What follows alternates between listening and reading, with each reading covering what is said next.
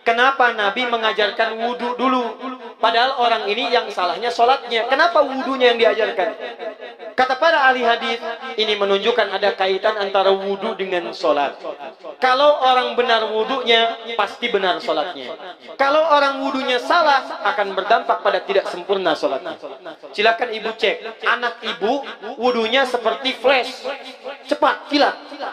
Secepat kilat, itu pasti menunjukkan sholatnya bermasalah. Nah sekarang bagaimana Nabi menunjukkan wudhu yang benar?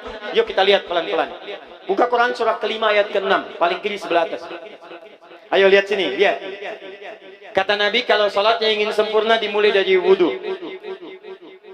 Ya ayyuhalladzina amanu, kalimat wudhu dibuka dengan kalimat iman.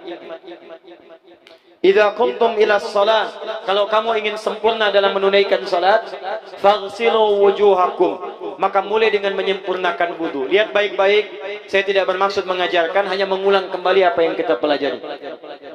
Yang pokok dalam wudu itu ada 4. Sisanya sunnah. Awas kalau yang 4 ini tidak sempurna maka batal wudunya. 1, faghsilu wujuhakum, basuh wajahnya. Kalau disebutkan wajah dalam bab wudu, itu tidak ada yang lain kecuali bagian tampak muka. Gitu ya? Kalau yang punya jenggot, itu termasuk janggutnya di selai-selai. Kalau bapak kalau tidak punya jenggot atau belum punya jenggot, tidak usah maksa. Karena sunnah dalam hadis jenggot itu sunnah merawat, bukan menumbuhkan. Silakan buka tentang babul liha, bab jenggot. Itu hadis-hadis tentang sunnah jenggot, sunnah merawat bagi yang punya jenggot. Tapi yang tidak punya jenggot jangan dipaksakan. Beli arang, sok. Beli timun, tidak usah.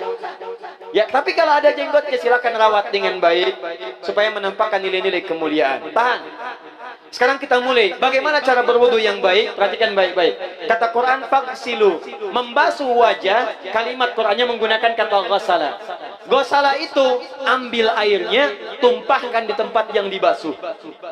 Ambil airnya, tumpahkan di tempat yang dibasuh. Mohon izin, tahan sebentar. Sini mas. Punten ya, dan kan bantosan. Kadia sekedap. Sifat wudhu cuma ada 3. 1, pakai keran. 2, pakai gayung. 3, air yang mengalir. Ya, seperti di sungai ada air mengalir itu nggak ada masalah. Tapi kalau menggunakan gayung atau semisalnya, Nabi itu diriwayatkan dalam hadis itu sangat menghemat air. Bahkan pernah beliau kemudian berwudu, kalau kita kemudian hitung, itu hanya sejumlah Pak, seaqua gelas Pak, cukup. Atau yang kedua menggunakan keran ya. Kalau sekarang kita ada keran, contoh ini kerannya. Ya. Kerannya agak tinggi sedikit. Dan kita sesuaikan. Ambil airnya. Bisa contoh. Ghasala. Ghasala itu bukan ditumpahkan, ambil air, tumpahkan di tempat yang akan dibasuh gini. Yang telunjuk itu kemudian menghapus atau menghilangkan kotoran di sela-sela mata, contoh. Yang jempol menghilangkan kotoran di sela-sela telinga bagian belakang ini. Ya. Kalau misalnya saya mulai ambil airnya, kemudian saya tumpahkan di sini, yang telunjuk membersihkan di jari-jari di sini, di sela-sela mata. Yang jempol kemudian membersihkan di sela-sela di bawah telinga sini. Kemudian di selesai. 1. Tahan sebentar ya, ini praktek dulu sebentar. 2. Wa aydiyakum ilal marafiq, ini yang sering keliru. Dan tangan sampai siku. Ingat, tangan bahasa Arabnya yadun. Tapi dalam ibadah itu selalu diberikan batas. Misal, ini kafun. Ini asabi'. Ini sampai sini rusghun. Sampai sini, Bapak Ibu sekalian, ini namanya mirfaq, zamannya marafiq. Sampai sini katif. Dari sini ke sini itu yad, tangan. Dalam bab salat, bab wudu, bab ibadah, tidak pernah Al-Quran dan hadis menyebutkan tangan kecuali diberikan batasnya. Contoh, kita saat akan takbir, Allahu Akbar. Lihat An-Nasai nomor hadis 886. Kata Nabi, fawado'a kaffahul yumna, maka orang salat itu meletakkan telapak tangan yang kanannya alal yusra, di punggung yang kirinya. Jadi begitu takbir Allahu Akbar, yang kanan meletakkan di punggung kiri. Apa batas meletakkannya? Cuman sampai 3. 1, yang telapak ke punggung begini, jadi boleh begini. Yang kedua, pergelangan ketemu pergelangan begini.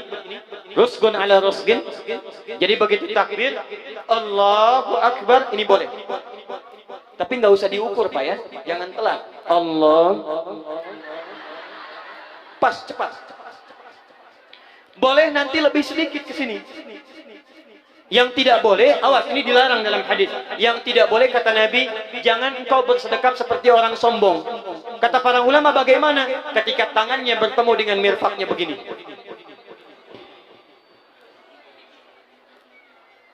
Ini awas, sedekap yang dilarang, hati-hati. Kadang-kadang ada orang menes ke puncak subuh-subuh, sholatnya begini. Ya, awas nih. Cuman 3, kalau tidak begini, begini, atau begini. Dan saat mengangkat itu cepat Pak. Hadisnya cepat. Fa wado'a. Fa itu di ilmu nahu harfu atfin rabitin baina syai'aini bila hudud. Huruf yang menyambungkan dua peristiwa tanpa jeda, cepat. Jadi antara mengangkat dengan meletakkan langsung angkat Allahu Akbar. Tidak ada gerakan lain. Maaf, saya tidak bermaksud menyalahkan. Saya alhamdulillah ada koleksi 1235 kitab hadis. Saya mencari gerakan dari ngangkat ke meletakkan begini, tidak menemukan gerakan lain. Karena itu jangankan hadis-hadis yang sahih, di kitab hadis palsu pun pemalsu hadis tidak tertarik memasukkan hadis ini. Saking jelas, jadi saat mengangkat langsung begini. Kenapa saya penting terangkan? Karena ada sebagian saudara-saudara kita merasa tidak enak, Ustaz, kalau saya takbir masa kiri duluan, sedangkan kiri kurang bagus, yang bagus kanan. Saya mah pengennya begini aja lah, begitu takbir kanan duluan baru tutup dengan kiri. Jadi begitu diangkat Allah, kanan masuk, kiri begini tutup. Kadang-kadang kaki naik dikit. Nah, itu maaf, saya tidak bermaksud menyalahkan, tapi saya belum menemukan hadisnya. Dan pemalsu hadis pun tidak tertarik memasukkan hadis ini karena saking jelasnya angkat tutup. Jelas ya? Nah, sekarang lihat sini. Dalam bab wudu, bahasa Qur'annya mengatakan wa aydiyakum ilal marafiq, dari tangan sampai siku. Ila dalam ilmu nahu harful ghayah, huruf yang menunjuk pada tujuan, batas dari ke. Ana minal an sa'adhab min Menes ila Bekasi. Saya setelah ini akan pergi dari Menes ke Bekasi. Jadi saya berangkat dari mana? Menes. Tujuannya kemana? Bekasi. Tujuan dalam bahasa Arab menggunakan ila, harfu ghayah. Dari Menes ke Bekasi. Menes ila Bekasi. Dalam wudu, lihat, aidiakum ilal marafiq, ila sampai siku. Bukan dari siku ke tangan. Jadi saat kita mengambil air wudu, ambil airnya, tumpahkan dari sini ilal marafiq sampai ke siku ke sini. Balikan lagi ke depan. Jadi bukan kerannya dibeginikan, sikunya dibeginikan, takut, bukan. Jadi bukan siku diteruskan ke bawah. Yang tepat itu ambil airnya, kemudian basuh dari sini sampai dengan ke sikunya. Hati-hati, ini ada maknanya. Dan jika benar di hadis Muslim, jika orang wudunya benar seperti ini, maka bersamaan dengan jatuhnya air wudu itu, jatuh pula dosa-dosa dan kotoran yang melekat pada anggota tubuh. Tidak cukup dengan amin, nanti kita lihat dulu. Teruskan, saya baru caranya dulu nih. Awas. 3. Wamsahu biru'usikum. Wamsahu, lihat, untuk wajah pakai gosala, basuh. Tangan gosala, basuh. Tapi ketika berpindah pada yang ketiga, wamsahu, berubah jadi masah. Tahan sebentar ya. Cari kelecap sini. Duduk sini aja. Lihat sini. Ya, pilih. Duduk di sini atau ngapus. Ah, sudahlah. Datang sendiri, nulis sendiri, ngapus sendiri, luar biasa. Cuman di Menes ini. Ini awas, ini penting ini Bu ya, penting. Saking pentingnya susah dihapusnya tuh. Dah sini aja. Masaha. Sudah.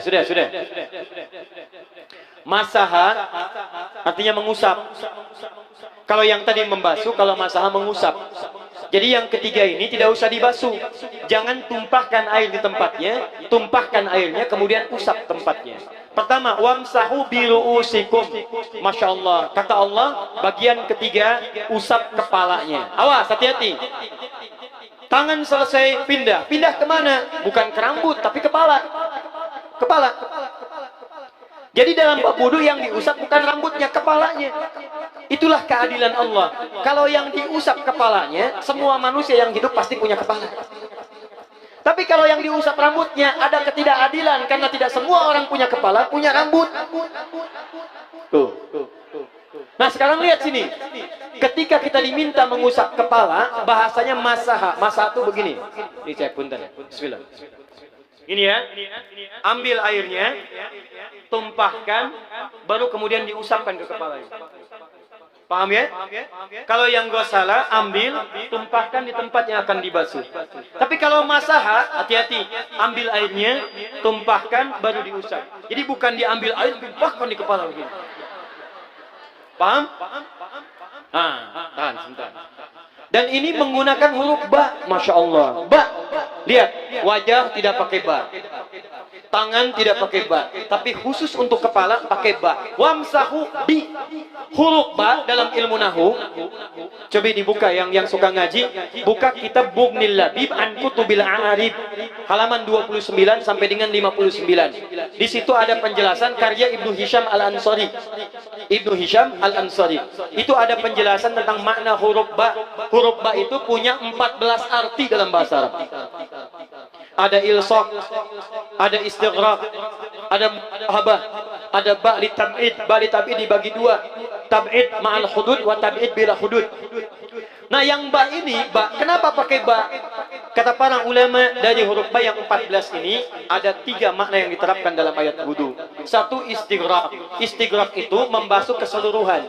Jadi kalau kita ingin wudu, ambil airnya tumpahkan, basuh keseluruhan dari depan sampai ke belakang begini. Balikan lagi. Yang kedua, at-tab'id ma'at tahdid. Sebagian tapi dengan batas. Kata Imam Asy-Syafi'i, di mana batasnya ubun-ubun? Diboleh kalau kita mau wudu, misalnya ibu tidak bisa membasuh keseluruhan, sedang pakai kerudung misalnya, jilbab nggak bisa dibuka, tempat wudunya terbuka, Anda tinggal ambil air wudu, kemudian tumpahkan sedikit, boleh diusapkan bagian kepala sampai ubun-ubun, sah wudunya. 3, at-tab'id min duni tahdid. Sepanjang disebut bagian kepala, masuk kepala nggak ada batas. Ini kepala bukan? Ini kepala? Ini kepala? Nah, jadi kalau Anda berwudu mengusap bagian kepala, itu sudah sah, walaupun bagian tertentu diusap di kepalanya. Kapan ini dipraktekkan? Kata Imam Malik, kata Imam Abu Hanifah, ini dipraktekkan kalau seorang memiliki satu sakit di kepalanya yang tidak memungkinkan dibasuh keseluruhan. Misal, mohon maaf, ya ada orang misalnya, mohon maaf ya, tiba-tiba sedang jalan di kebun, tuh jatuh duren. Anak duren ya, jangan duren yang besar. Tiba-tiba nimpa misalnya. Duren teh bahasa rangatnya kadu, Bu, ya. Kadupak, kaduhung, ya dan seterusnya. Kadu. Nah, nimpa kepalanya, bocor misalnya. Kemudian dalam bocor itu diperban. Kata dokter tidak boleh kena air. Saat bagian kepala yang tidak boleh kena air itu bukan berarti wudunya kemudian bisa batal atau boleh tayamum karena tidak bisa mengusap kepala. Kata para ulama, boleh dia mengusap bagian kepala yang lain yang tidak terluka. Itulah kenapa Allah memberikan huruf ba di sini untuk kemudahan bagi kita dalam menunaikan wudu. Tapi pastinya yang dibasuh kepalanya bukan rambutnya. Jadi kalau ada laki-laki sudah dandan, sisiran, rapi, tiba-tiba keran dibuka, yang diusap cuma rambutnya, ulak, itu batal wudunya. Tidak sah. Harus diulang. Terakhir kaki dibasuh sampai dengan bagian mata kakinya, dan ini tidak perlu saya terangkan karena mudah bagi kita untuk mempraktekannya. Tapi yang ingin saya jelaskan satu ini saja. Perhatikan baik-baik. Yang 4 ini wajib wudu. Tambahannya sunnah. Niat dimasukkan dalam wajibnya. Lihat sini. Kumur-kumur sunnah. Telinga sunnah. Istinsyak sunnah. Yang 4 ini wajib. Tapi terlepas dari wajib dan sunnahnya, perhatikan baik-baik. Kenapa ini disebut dengan wudu? Dan hebatnya Al-Quran mengistilahkannya dengan tohara. Tohara. Apa itu tohara? Apa itu suci? Tohara. Apa itu tohara? Suci. Apa itu suci? Tohara. Ada tohara, ada nadhafah, itu beda. Kalau nadhafah, bersih luarnya, tapi belum tentu bersih dalamnya. Bisa jadi luarnya bersih, tapi dalamnya najis. Bisa. Hewan yang paling najis apa? Yang haram.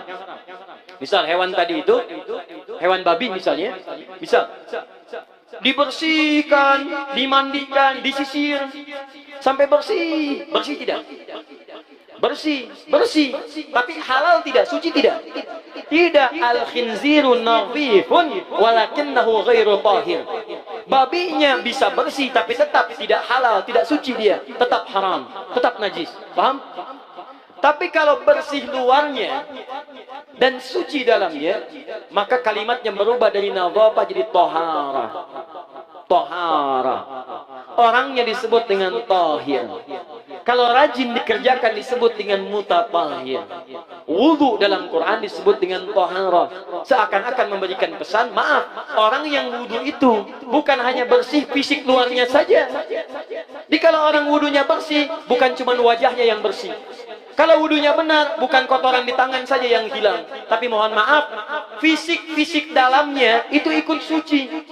Fungsi tangannya jadi bersih, fungsi wajahnya jadi bagus, fungsi lisannya jadi bagus.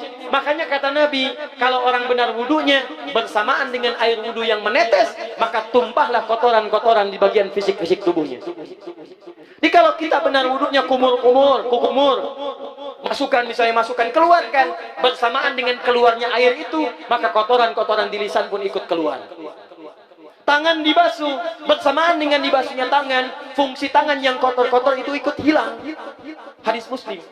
Makanya orang yang setelah selesai wudu dia berdoa, apa wudunya? Apa doa wudunya? Asyhadu an la ilaha wa asyhadu anna Muhammadan Allahumma minat waj'alni minal, lihat sini, minal mutatahhirin, minat tawabin. Lihat. Bapak Ibu kan baru wudu, tapi kenapa doanya selesai tobat? Allahumma ja'alni minat tawabin. Ya Allah, jadikan saya termasuk orang tobat. Kita kan baru wudu, kenapa doanya baru selesai tobat? Sedangkan tobat itu mengakui kesalahan, menyesali kesalahan, dan berjanji meninggalkan yang salah, mengganti dengan yang baik-baik. Makanya kalau orang wudunya benar itu, begitu dia kumur-kumur, dia ingat kesalahan apa yang dikerjakan oleh lisan ini. Jadi begitu kemudian ditumpahkan airnya, hilang kotorannya. Maaf, yang suka mencela wudu, selesai wudu tidak akan mencela lagi karena tobat dari celaan. Makanya kalau wudu Anda benar, coba ingat-ingat, siapa korban dari lisan Anda yang tajam itu? Apakah ibu Anda yang pernah menangis karena lisan Anda? Apakah ayah Anda yang kecewa karena kalimat-kalimat Anda? Apakah tetangga Anda yang menjauhi Anda karena kata-kata kotor Anda? Kalau tiap hari Anda wudu, tapi kemudian lisan Anda masih kotor juga, ada yang salah. Anda cuma menghabiskan air untuk menghilangkan kotoran di lisan. Itu tanda pertama.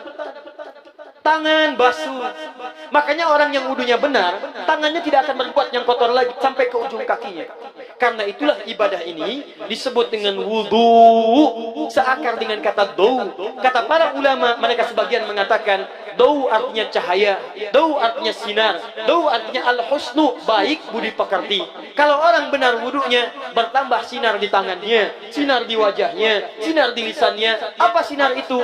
Di dunia sinar-sinar amaliyah kebaikan, sifat-sifat baik, di akhirat pancaran-pancaran kemuliaan. Satud'a ummati yaumal qiyamati ghurral muhajjalin.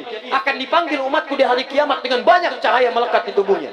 Tangannya ada cahaya, matanya ada cahaya, wajahnya bercahaya, kakinya bercahaya. Cahaya apa itu? Kata Nabi, min atharil wudu, dari bekas wudunya. Jadi kalau kita benar wudunya, itu kita jadi orang baik. Ada cahaya kebaikan dalam diri kita. Itu yang disebut dengan tawabin. Makanya kalau Bapak Ibu tiap hari wudu, Allahumma ja'alni minat tawabin, tapi mulut tidak tobat, tangan tidak tobat, kaki tidak tobat, ada yang salah dengan wudunya. Waj'alni minal mutatahhirin, jadikan saya orang bersih dan suci. Jadi kalau selesai wudu, pakaian bersih, wajah bersih, tangan bersih, Ini pakaian bersih, pakai jas, pakai dasi, tapi tangan tidak bersih, korupsi juga, mencuri juga, menipu juga, ada yang salah dalam wudunya. Kalau kita bisa mengerjakan wudu ini dengan baik, maka naik status kita. Disebut sebagai, langsung oleh Al-Quran, disebut hamba yang dicintai oleh Allah Subhanahu wa Ta'ala. Di Quran surah kedua Al-Baqarah ayat 222. Saya tutup. Lihat ayatnya, ujung ayatnya, di ujung ayatnya. Innallaha yuhibbut tawwabina wa yuhibbul mutatahhirin. Sungguh Allah akan sangat mencintai orang-orang yang taubat dan orang-orang yang terbiasa untuk bersuci. Kita selesai wudu mengatakan, Allahumma ja'alni minat tawwabin waj'alni minal mutatahhirin. Dijawab oleh Allah, innallaha yuhibbut tawwabin wa yuhibbul mutatahhirin. Karena itulah orang yang rajin wudu adalah orang-orang yang dicintai oleh Allah Subhanahu wa Ta'ala.